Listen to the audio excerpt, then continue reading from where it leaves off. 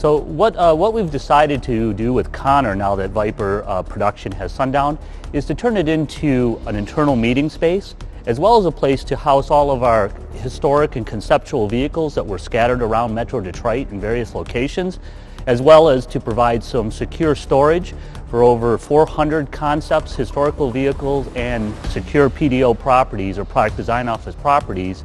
here in one central location.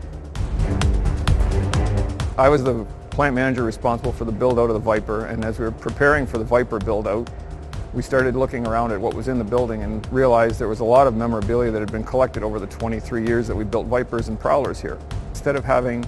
people all trying to claim things because there's passionate owners and there were people who had worked at the plant and on the car for 2 decades, we said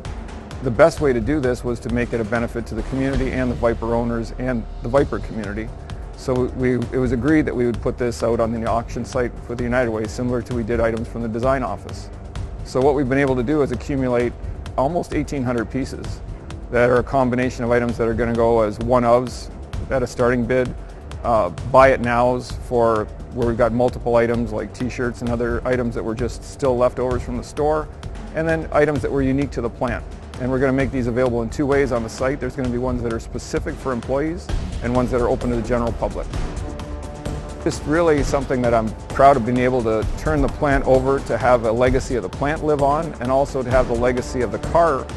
go to the people that are really passionate about it. To me, that was one of the significant things. Instead of having all these items either squirreled away in a warehouse or being,